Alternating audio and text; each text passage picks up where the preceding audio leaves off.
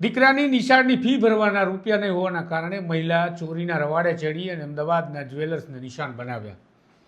આ ઘટના ચોરીની સામાન્ય લાગતી ઘટના તમને લાગે તો એ તમારો ભ્રમ છે, કારણ કે આ ગંભીર પ્રકારની ઘટના કહી શકાય જો ખરેખર આ વાતમાં દમ હોય કે કોઈ મહિલાએ પોતાની બાળકની શાળાની ફી ભરવા માટે લૂંટ કે ચોરી કરવી પડે.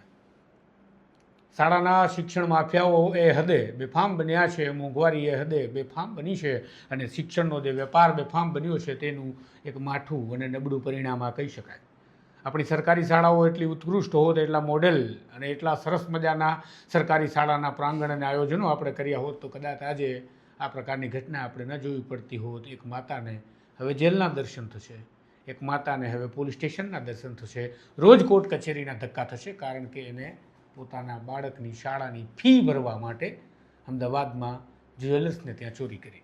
ઘટના કંઈક એવી છે કે અમદાવાદના માણેકચોક વિસ્તારમાં માયશા જ્વેલર્સ નામની એક દુકાન છે. માયશા જ્વેલર્સમાં એક મહિલા જાય છે અને મહિલા સોનાની બંગડીઓ બતાવો તેવું કહે છે. દુકાનદાર સોનાની બંગડીઓ બતાવે છે. દરમિયાન નજર ચૂકવી આ મહિલા જે તમે સીસીટીવી જોઈ રહ્યા છો તેમાં જેમ ચોરી કરે છે, એક ચોરી કરી લે છે, સોનાની બંગડીઓ છુપાવી દે છે.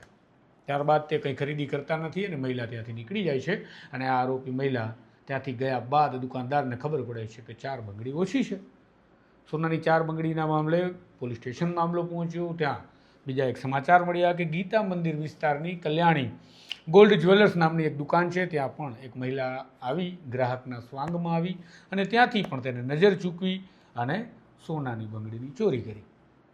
આ ઘટના બાદ અમદાવાદ પોલીસ દોડતી થઈ, પોલીસે કાર્યવાહી કરી અને ખબર પડી કે મહિલા મૂળ પોરબંદરના વતની છે અને આ આરોપી મહિલા પોતાના સગાવાલાને ત્યાં રોકાયા હતા. ત્યાંથી તેમણે ચોરીની ઘટનાને અંજામ આપ્યો અને તેઓ અમદાવાદ છોડવાની તૈયારીમાં છે.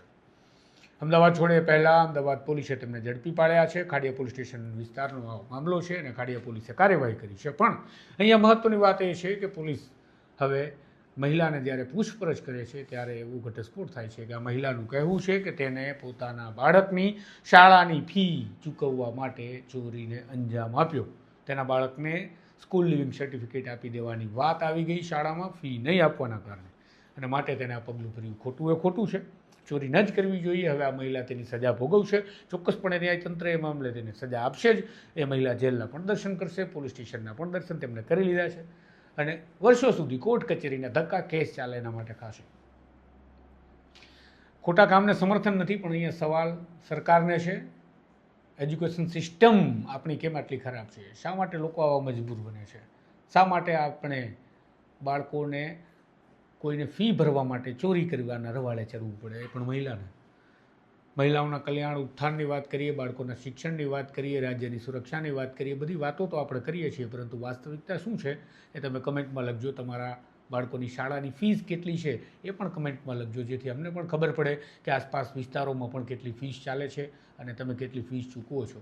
અને એ કમેન્ટ્સને તમે પણ જોજો, જેથી તમને પણ ખબર પડે કે લોકો કેટલી તગડી ફી ચૂકવીને બાળકોને શિક્ષણ અપાવવા મજબૂર બનવા છે, કારણ કે આ સરકારી એજ્યુકેશન સિસ્ટમ કોલેપ્સ થઈ ગઈ છે. નમસ્કાર.